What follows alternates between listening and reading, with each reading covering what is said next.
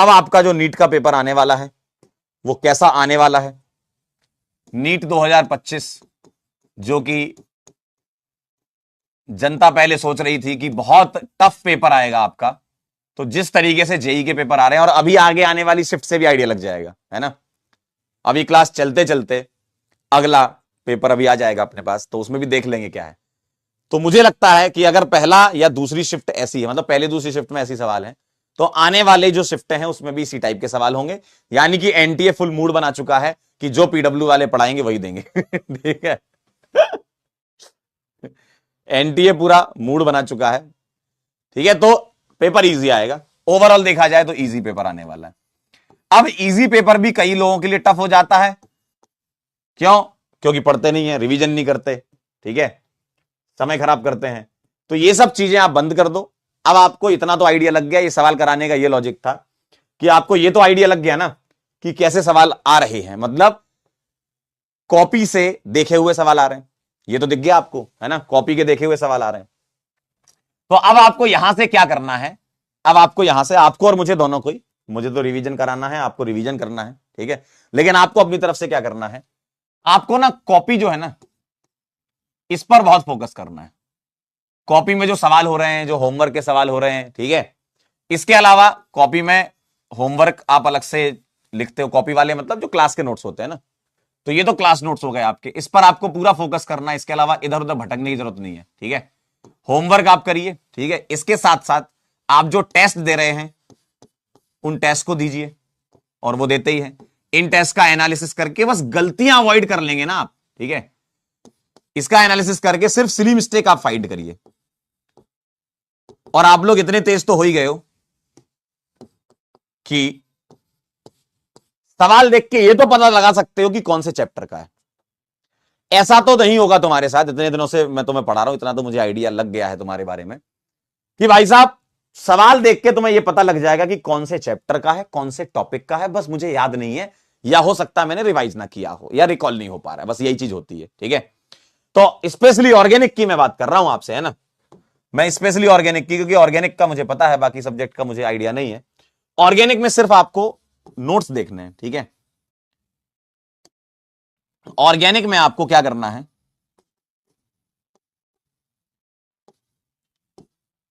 Short notes revise करते रहिए लगातार, शॉर्ट नोट्स रिवाइज करते रहिए जितनी बार कर पाए, जब मन करे तब। मन कर रहा है सर आज हाइड्रोकार्बन के शॉर्ट नोट्स देख लेते हैं, आज हेलो एल्केन हेलो एरीन्स के देख लेते हैं, आज हम जीओसी के देख लेते हैं, है ना, मतलब आप शॉर्ट नोट्स बार बार देखते रहिए, क्योंकि उन्हीं के अंदर में से ही सवाल आएगा। और अलग से कोई ऐसा बहुत ही तोप सवाल तो बनने वाला है नहीं कि बहुत भयंकर सवाल आ रहा है। आप जितने सवाल देखो, मैक्सिमम सवाल उसमें से हो सकता है आपने देख भी रखे हो पहले से, है ना। तो भाई साहब शॉर्ट नोट्स का रिवीजन करिए और फोकस कीजिए पूरा पीएसएस पर, क्योंकि आप देखेंगे एग्जाम में जो सवाल आ रहे हैं, आप देख लो, आप देख लो सीक्वेंस वाले सवाल आ रहे हैं। ऐसा नहीं कि एक रिएक्शन वाले भी हैं, लेकिन कल के शिफ्ट 1 के पेपर में 2 सवाल सेम टाइप के दे दिए थे, सीक्वेंस वाले, पहले ये फिर ये फिर ये। और वो पीएसएस जो है उनका खेल डायजोटाइजेशन के बिना नहीं चलना, है ना, डायजोटाइजेशन के बिना उनका खेल नहीं बनता है। ये करेंगे ही करेंगे अगर पीएसएस आपको देंगे तो। यानी कि वो जो डायजोटाइजेशन वाली पूरी सीक्वेंस होती है, सेंडमेयर, गेटरमैन, रिडक्शन, सारा सीक्वेंस, सीरीज रिएक्शन, जितनी सीक्वेंस है वो सब रेडी कर लीजिए, ठीक है, सब रेडी कर लीजिए, ठीक, वो सब रेडी कर लीजिए आप, और बार बार देखिए, है ना, बार बार इनको देखिए। जितना आप ये देखेंगे, जितनी बार देखेंगे उतनी बार दिमाग में बैठेगा। और आपको ऑर्गेनिक के लिए अलग से रिवीजन का समय नहीं निकालना है, बाकी सब्जेक्ट को टाइम दो। ऑर्गेनिक को अलग से नहीं 2 घंटे लेके बैठना है, ऑर्गेनिक को लेके बस तभी बैठना जब सवाल लगा रहे हो। थ्योरी के लिए 2 घंटे नहीं बैठना है। थ्योरी जो आपके एक एक 2 पेज में सिमटी हुई है, शॉर्ट नोट्स में 3 पेज में सिमटी हुई है, उसी को एक बार देखो और सवाल लगाना चालू कर दो, ठीक है। सवाल ना बने तो उसको सीखो कि क्यों नहीं बना, हो सकता है कुछ उसमें ऐसी चीज लिखी हो तो वहां ऐड कर लो वो चीज, ठीक है, क्लियर है, समझे बात। क्या करना है, अलग से टाइम नहीं देना। ऐसा नहीं कि तुम रिवीजन कर रहे हो, अलग से मत टाइम दो। क्लास में इतना अच्छे से पढ़ो कि घर पे सिर्फ 10 मिनट देख लिया काम हो जाए। और ऑर्गेनिक ऐसा सब्जेक्ट है जिसमें आप कर सकते हो, कर सकते हो इसमें। क्लास में अच्छे से पढ़ो, क्लास में जो पढ़ाया जा रहा है उसको ध्यान से पढ़ो, सवालों को क्लास में खत्म कर दो। इसके बाद बस आपको 10-15 मिनट 20 मिनट लगना हाँ, सवाल लगा रहे हो तो अलग से, मान लो आपने 50 सवाल या 100 सवाल निकाले, तो उसमें हो सकता है आधा घंटा 45 मिनट लग जाए आपको, या 1 घंटा लग जाए। सवाल लगाते टाइम आप टाइम दो। लेकिन थ्योरी को 2 घंटे लेके बैठे हैं, सवाल लगाने की बारी आई, सर हम थक गए, हमको ठंड लग रही है, अब नहीं हो पाएगा, ऐसे थोड़ी डॉक्टर बन पाओगे? बन जाओगे क्या ऐसे? इसको मक्कारी बोलते हैं। क्यों? क्योंकि थ्योरी में हमें थोड़ी कुछ करना है। थ्योरी में हमें करना क्या? ये रखी कॉपी, बढ़िया रजाई के अंदर, कंबल के अंदर हाथ डले हुए हैं, बढ़िया मस्त गरम गरम हाथ हो रहे हैं, और बस थ्योरी देखे जा रहे हैं।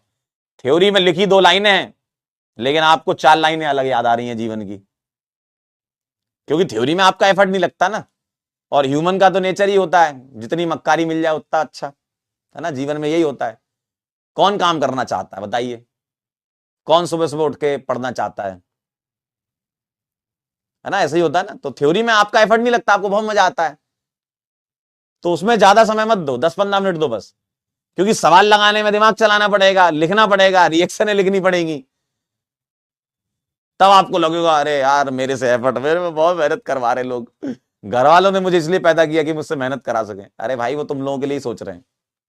डॉक्टर बन जाओगे, बहुत बढ़िया काम हो जाएगा, जीवन में कुछ अच्छा कर लोगे, है ना? ठीक है। तो थ्योरी को कम से कम, अगर आप ऑर्गेनिक का रिवीजन कर रहे हैं, 20% समय थ्योरी को, 80% समय आपको देना सवालों को, तब आपकी ऑर्गेनिक अच्छी होगी। आप 100% थ्योरी देखते रहोगे तो काम नहीं चल पाएगा आपका। थ्योरी देखना इंपॉर्टेंट है, मना नहीं कर रहा हूं कि इंपॉर्टेंट नहीं है भाई, थ्योरी से ही तो सीखोगे क्या करना है, लेकिन उतना टाइम मत दो इसमें, 20-25% टाइम दो बस अपना। ठीक है, आसान आएगा पेपर, डोंट वरी। कह रहे हैं what should be the safe score. बेटा अपने आप को डिफेंड मत करो, है ना? ये कमजोर की निशानी, अपने आप को डिफेंड करना। कह रहे हैं व्हाट इज द सेफ, अरे अब अगर तुम्हें कोई बता दे कि सेफ स्कोर ये है, ठीक है, तो तुम पता क्या करोगे? तुम अपने आप को वहीं डिफेंड कर लोगे कि भाई साहब इतना सेफ है, मैं तो इतना इतना ही लाना है मुझे। अरे यार जब तक बड़ा नहीं सोचोगे तो पढ़ोगे कैसे, बढ़ोगे कैसे आगे? क्या यार सेफ स्कोर, सेफ होने के लिए आएगा दुनिया में, सेफ स्कोर।